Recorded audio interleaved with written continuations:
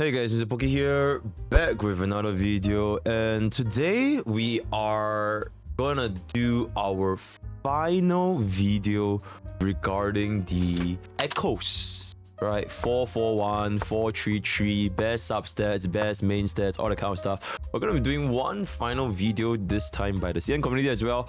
Hopefully this will wrap up any questions, any doubts, any mysteries you might be having with regards to what echo should you farm, what kind of main stats should you get, should you do 4-4, should you do 4-3, all kind of stuff, right? So without further ado, let's get into today's content.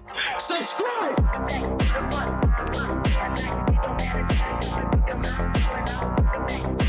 Yeah, so today we actually have a CN VTuber going by Cotton Blanket or Mianbei. Very insane, very nice content creator, especially for the Warring Waves community. So a couple of pointers that we are gonna be addressing for today is gonna be as follows, right? So I'm gonna wrap it up a little bit. The values for your echoes, how are you gonna choose the sets and your substats and your main stats, what are some of the principles and what are some of the thought process, some of the weapon thinking, as well as the resonance chains. We're not gonna get into all of this. I only wanna talk about the echoes portion. So we're gonna basically anything about echo, you should be able to get it in this video, right? So that's gonna be that.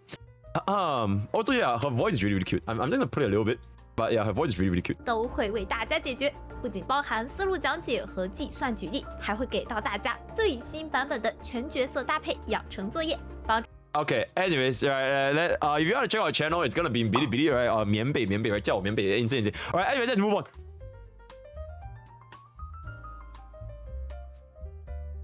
Okay, so the first things first is, I guess this is not really very important, but there has been some changes with regards to the values from the CN's last CBT as well as our current live updated version. That includes mainly your subsets, so your roles in the subset. Because I think one of the complaints that CN had back then was that the variation between each role was too great.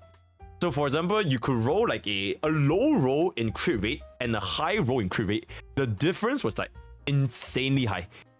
It was like going up to like 2 or even 3 times the values.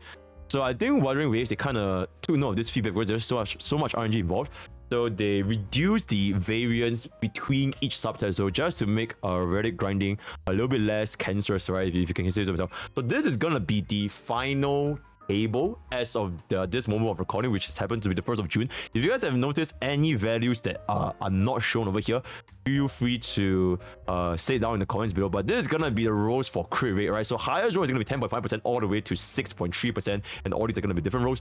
Crit damage 21 to 12.6, which is basically double of crit rate, exactly the same as Honkai Star Rail or Genshin Impact, I believe, where your crit damage is always gonna be twice of your crit rate, right? That's how you calculate crit value.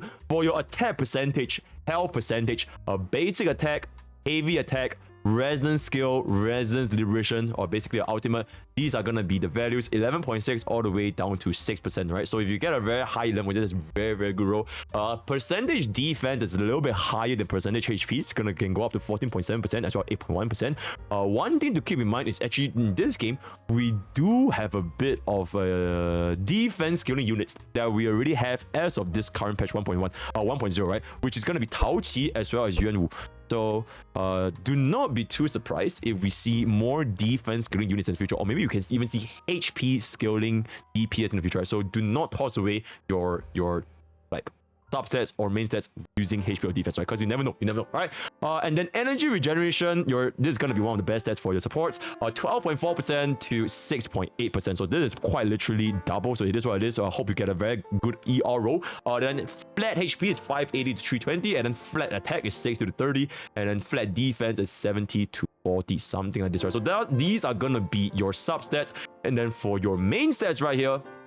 4 cores, you can see crit rate, crit damage 22, 44, percentage attack is 23, and then healing percentage, health, HP, defense, flat attack, all that kind of stuff. So these are fixed, right? These main stats, they are fixed. These are your RNG, all right? So you guys can just take a look at yourself. Don't really need much to go through. Feel free to screenshot and take a reference if you want to find out more. Okay, so this is specifically talking about the data merge. this is talking about the data merge and how exactly does data merge work. So for data merge, if you go into your data bank over here, when you use this function, if you feed any random 5 echoes, you can get anywhere between 1 to 3 echoes randomly, depending on your data bank level. So if you are data bank level 18, 19, 20, the odds of you getting your 5-star is going to be corresponding to this. So for example, if you are 18, unfortunately it's going to be 50-50 for 5-star and 4-star. But if you are going to be at 19 and above, it's going to be 80% 5-star, which is the reason why we say back then data bank data should only be done if you hit level 19 and above, right? Just to get a 30% rate up chance on getting 5 stars. And this 30% is going to matter a lot because you are going to be getting a lot of echoes, especially if you are a no-lifer, right? If you don't touch grass, or if like, you know, you're a content creator doing this all day. So it would be in your best interest to only do this towards level 19 and above, right? So that's just for data merge. Anywhere from 1 to 3. That's going to be that. All right, so I believe this is probably the most important section so far, which is the stamina efficiency when it comes to doing asset fields when you are level 30 or you are level 40. So I think this is very, very important, especially I do believe majority of players right now in Wuthering Waves, you guys have not hit level 40 yet unless you have spent your Crystal Solvents or you guys have used your airstrikes to do max refresh or whatever, right? So I don't think anyone is, I don't think majority of player base is at 40 yet, right? Majority of you guys are almost at 40, right? So this will be a pretty good point. This is going to be basically on average you will get 4.2 echoes per run. So in 10 times they got 42 echoes, and this is going to be roughly 0.07 echo per 1 stamina. This is going to be a increase, right? This is going to be an increase of 23% compared to the previous CBT. So yes, devs have listened. They have increased the number of echoes you are going to be able to get in Tesla fields as of this current moment. And this is even before the version 1.1 change, right? So this is between CBT 3, the live version. You can see that across all fields, there is definitely a higher echo drop rate so far, right? So very, very good on the dev team actually listening to the comments. And then this is going to be the echo experience. On average, is going to be 19,000 per run, 316 echo experience per 1 stamina, which is a roughly 14.9% increase compared to the previous CBT 3. And then finally, your tuners. Specifically your gold tuners, because let's be real, ain't nobody cares about the blue and the purple tuners. So specifically your gold tuners is gonna be fixed at 10, 0.17 out of every single stamina you get, which is a 187.5% increase compared to the previous CBT. So they really gave a lot more tuners as of this current patch compared to the last, and still we are facing the issues of not having enough premium tuners. So this really goes to show how absolutely fucked the ecosystem was back then before the buffs. We are literally still facing the echo problems as of now with the buff. So you can imagine it was really bad back then, right? So they already made drastic improvements, and they still further improved it even more by giving us more events, giving us more rewards, double event, all that kind of stuff. So the devs are actively listening and actively implementing changes. So I'll be looking forward to see what kind of changes we are going to be getting as of version 1.1, right? So that is going to be for your level 30 if you are going to be farming in level 30, right? So remember, one run in the Tesla fields is going to be 60 stamina regardless if you're level 30 or level 40. Now, when you hit level 40, what changes? Honestly, the biggest change is probably going to be your tuners and your echo experience. You notice that for your echoes, it barely even changed at all, because on average they got a 4.4, and then this one on average they got a 4.2, right? So 10 times they got 44, 10 times they got 42. But this is like, it could just be RNG, right? The variance is very small. So the amount of echoes you're getting is still roughly the same. But one thing that you need to keep in mind is that at level 40, the drop rate of 5 stars and 4 stars, they are directly corresponding to your data bank level right here. And this is only unlocked when you hit level 40. So even though you might get the same amount of echoes from doing Test of Fields, you are getting 50-50 for 5 stars and 4 stars. But the moment you hit level 40, you are getting a 30% more 5-star drop rate, right? So despite the fact that you are getting roughly the same amount of echoes, maybe a little bit more, the most important thing at level 40 is that you have a much higher 5-star drop rate for your echoes, right? So that's one of the very big reasons why farming for echoes at level 40 is gonna be very nice, especially for casual player base, right? So that's gonna be for the echoes. And then jumping into the echo experience is gonna be a slight bump up from 316 per stamina to 375 per stamina. No, this is per stamina, right? So if one day you get 240 stamina, this is going to be roughly 14,000 stamina. Sorry, 14,000 experience more if you were to do it in your level 40 instead of level 30. For contrast, 14,000 stamina is roughly 75% of the run you would get in a normal run, right? Because on average, you will get 19,000. So it basically save like one run-ish. You basically get a one additional run worth of stamina experience. So this also goes to show the additional echo XP you get from level 40 is going to be quite beneficial because stamina is always going to be a very limited resource, right? And then one last point is going to be the tuners. This tuner changed from the old version. You only get 2.14 blah.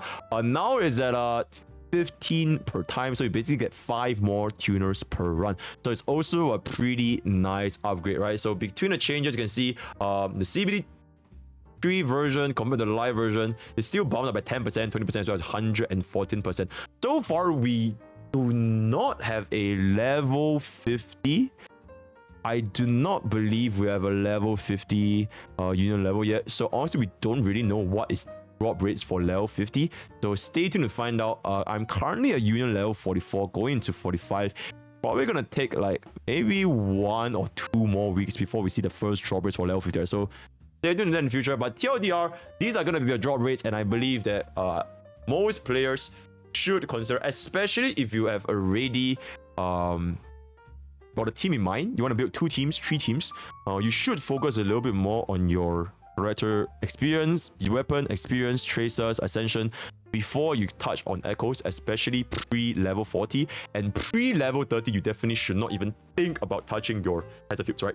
Pre-level 30, from 20 to 30, you should definitely be dumping everything into your unit experience, tracers, and weapons, right? So maybe you can farm for echoes at level 30-ish if you want, but the biggest bang for buck is going to come after level 40. Main reason just because you have much higher 5-star drop rates, and for casual player base who do not farm the overload, this is going to be the only source of you getting echoes, right? So very good, and that's going to be the TLDR. Only recommended to start doing Test of Fields after, right? I completely do not recommend anyone less than level 30 do Test of Fields, and only after level 30 can you start thinking about doing Test of Fields, right? So level 40 is going to be an even high increase, so that's going to be the TLDR. Alright, so now we are gonna be coming into how exactly do you upgrade your echoes. What kind of echoes should you upgrade? What kind of stats? What kind of main stats? What kind of substats? And this is gonna be going to the little bit of a heated debate between Gachasman and Tenten. The whole 4-4-1-1 versus 4-3-3-1-1 situation. Who is better? Which one is either? All that kind of stuff. Is it a scam? Is it a scam? Is it not a scam? Is it nuclear misinformation? And we are gonna be answering it in this portion right here, right? So for 2 sets specifically for your DPS, I mentioned in my previous video when we did the reaction back then, it's going to be the Thunder set as well as the Havoc set, right? Because the Thunder set, you have the Thundering Memphis as well as Tempest Memphis, and then for the Havoc set, you have the Dreamless and the Crownless. These 2 are the only DPS sets that has 2 different 4 costs, because for your arrow damage, fusion damage, right, they only have a singular 4 cost. So you can't even run 4-4-1 because you will not even achieve the set bonus, right? So these 2 are the only sets to consider if you want to run 4-4-1. Okay, so that is gonna be that. Now jumping into this, what exactly is the difference between the 4-4-1 as well as the 4-3-3 setup, right? So you are essentially trading 22% crit rate, 44%. You're trading one line of either 22% crit rate, 44% crit damage, as well as one additional 1 cost. In contrast to 60% elemental damage buff. So that's gonna be the rough trade-off, right? Assuming all substats are the same, this is gonna be the trade-off. Okay, so you also gain so you gain 1 4 cost, 1 main stat, and because 4 cost main stat is the flat attack, that's gonna be the secondary main stat, so you do get a little bit more flat attack, but you do lose 3 different 3 costs, which is 200 flat attack, because this is going to be a 3 cost, right? So you basically lose another 50 flat attack. And in Wuthering Waves, flat attack as a stat, it is honestly quite decent. It is not completely dog shit, because I think units in this game, especially right now, where we have in the game right now, our attack is not that high. So flat attack is actually not that bad of a stat, right? So very, very nice. So jumping into a TLDR for your units like Calchero, your units like Havoc Rover, your units like Danjing. This is a temporary setup. 44111 is something that you use in the early to mid game as you transition into the graduated setup, which is 43311. So the benefit of this, I think, is also kind of the whole point where Gachima is trying to make, is that it is easier to obtain and it is easier to hunt for the right main stats.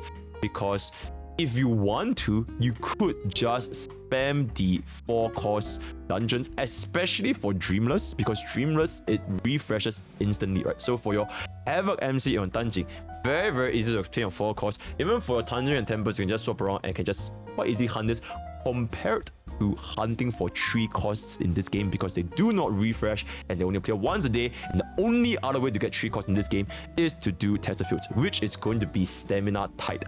As well as the fact that if you guys have tried hunting for 3 costs in this game, in the overworld especially, you need to find the right main stat with the right stat.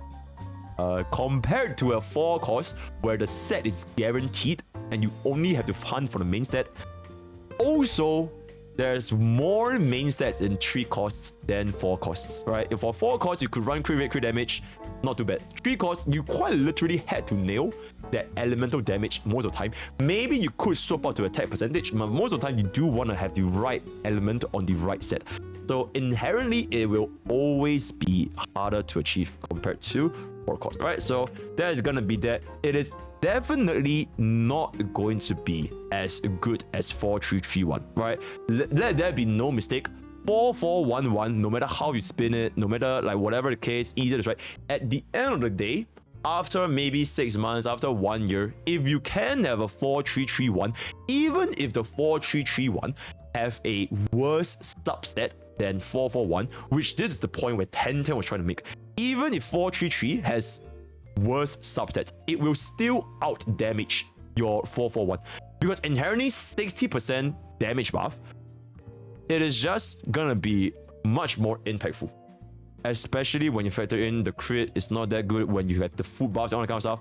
And then so TLDR, damage wise, 433 will always out damage 441. So to be completely fair, both guys and 1010, they are right in their own ways, right? So 441, much easier to get, as well as the fact that you can use them to run for your Havoc MC Danjing as well as Calchero. And do that, it's only for Electro and Havoc DPS, because you literally cannot do this for your Aero, for your Fusion damage, right? So that's gonna be that. Okay. There's also a middle ground, which I don't think it has been talked about enough. The middle ground is the almighty 2-piece attack that you can get from hunting the max set, the 4 cost max sets, or you can get from the overworld, right? There's some the wolf to get the attack set, right? So this is the middle ground. Transitioning from 441 to 433, before you get 5-piece 433, you could run a 2+2+1 off piece. And that is going to be probably a very, very efficient way of going about upgrading your echoes in Wuthering Waves. two main points. One point, as you guys can see over here, the 4 cost and the 1 cost, they can be the exact same. You use them now, but the moment you get the right 3 costs, you will still use the 4 costs and 1 costs. So essentially, you only swap out these 2 in the middle for new 3 costs that are on the right set. So you're not restarting from scratch all over again. And another thing that's not shown here is that you can run the 4-4-1 setup using this.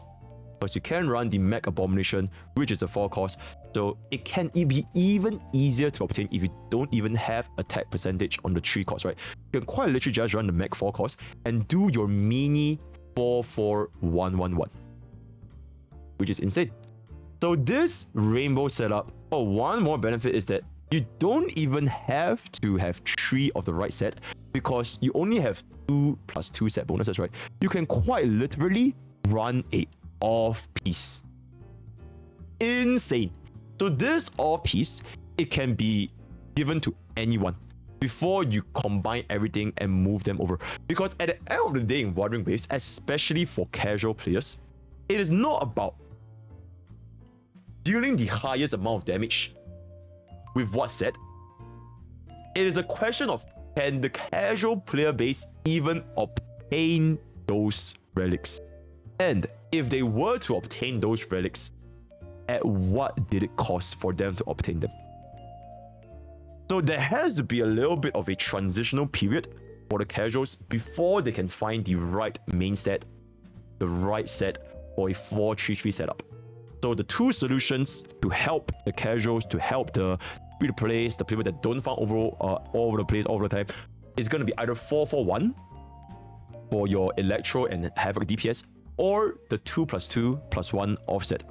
This setup, you can quite literally run this with any DPS.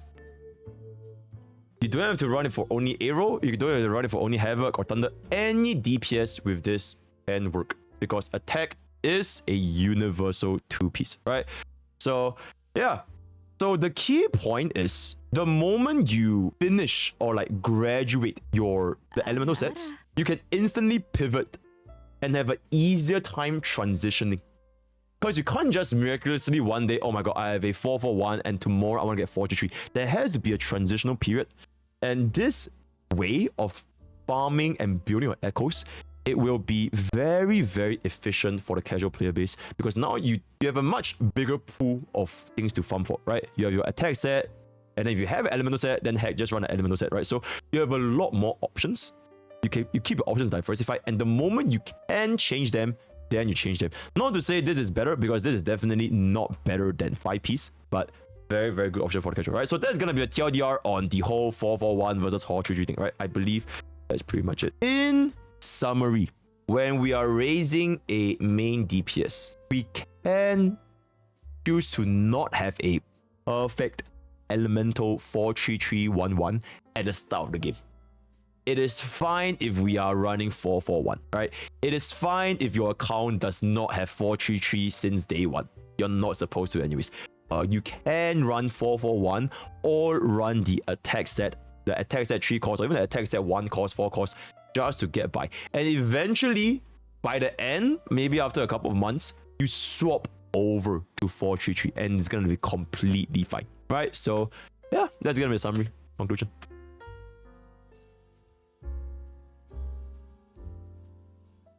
Why is crit rate, crit damage the best substat, or rather the best stat to have above all else in this game?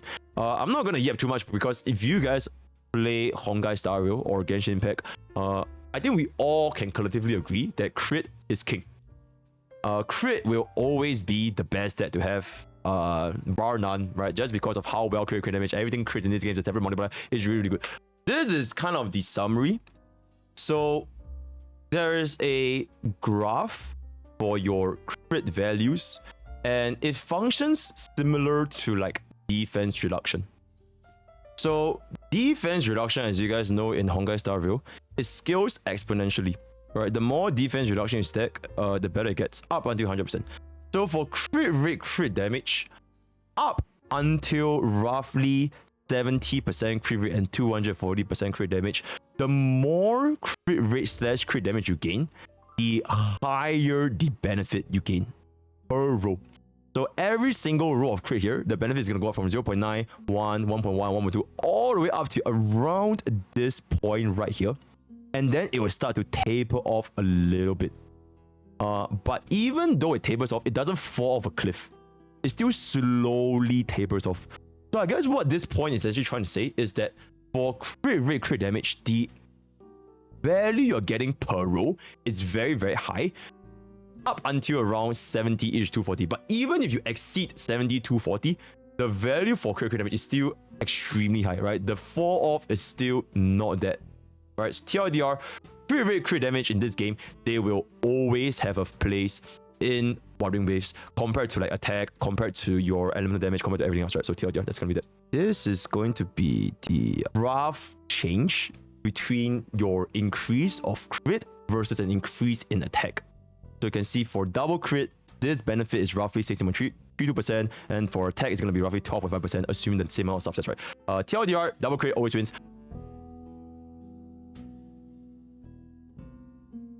I think one last point we want to talk about before we wrap up this video. Should you run attack percentage main stat or elemental damage main stat on your 3 costs?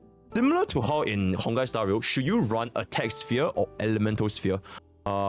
This goes very, very well with a principle that I believe we know is the opportunity cost principle, right?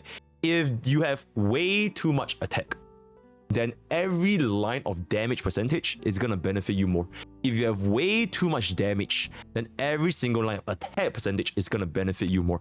So TLDR, they made a little bit of something. So assuming you have 60 points, and if all of these 60 points went into attack, so it's going to be 1 times 1.6, so your final multiplier is going to be 1.6. But if you were to distribute it into 30 and 30, it's going to be 1.3 times 1.3, which is 1.69. So this is just a way to kind of show how opportunity costs were in this game. So fundamentally, there isn't too big of a difference unless you have too much of one step over there. So for Jiyan, you can see double elemental percentage is roughly 0.02 higher than elemental damage and attack. This is assuming perfect subsets, right? So 0.02, very, very small difference. And this is not factoring in Jiyan's like signature weapon, his resonance change, his team comps, his outro skill, intro skill, on and on. So bottom line, attack percentage as a main stat is very, very usable. It is not like if you have a because 3 cores by itself, it fundamentally is already very, very difficult to play. So if you do have attack percentage right now, it is recommended to not throw them away, because who knows in the future if we get buffers that buff a lot of elemental damage. Look what happened in Honkai Star Rail. At the start of the game, everyone buffed attack, right? We have Ting Yun, we have Brown, kind of stuff, and then towards the end we have Run Mei, we have Sparkle. They all started buffing damage and nobody buffed attack, and then attack sphere literally became more in demand compared to damage sphere. So highly recommended for 3 cores. Even if you have attack, don't throw them away, because the difference is very, very, very small, and it is based on like no other supports on team con and etc. So that's gonna be that. Alright. Okay, very, very quickly. Resonance skill damage, resonance liberation damage, heavy attack damage, basic attack damage, they are a bait. They are not a insane roll. In fact, attack percentage has more value than the rest of those rolls, because attack percentage, it is applied to everything your character owns, right? So it is not really a god roll. But that being said, it also depends on your damage constitution. So for example, Jiyan, I think almost 90% of his damage is coming from his heavy attack. So for Jiyan specifically, heavy attack damage bonus, it might actually just do decently against attack, or if not even better, because you can get a lot of attack from your supports, your Verena, your 4-piece, your 4 cores, your 5 cores. So TLDR, those rolls, most of the time, it will not be as good as attack percentage. but it also depends on your units. Reinforcements. All right, with that, we have come to the end of today's content, which is talking about the Echo discussion. Hopefully, this should rest the whole debate about misinformation, all that kind of stuff. If you guys have any comments, leave them down below or join the Discord, discord.gg for Facebook is really very active commenting on Hong Kong and what the rest of the daily bits of the comment stream. That should talk to you for the stream every day. Jelly will be up on Discord. So that's all for today. All the best for your Yingling pools, all the best for her weapon pools. I'll see you guys next time. Take care.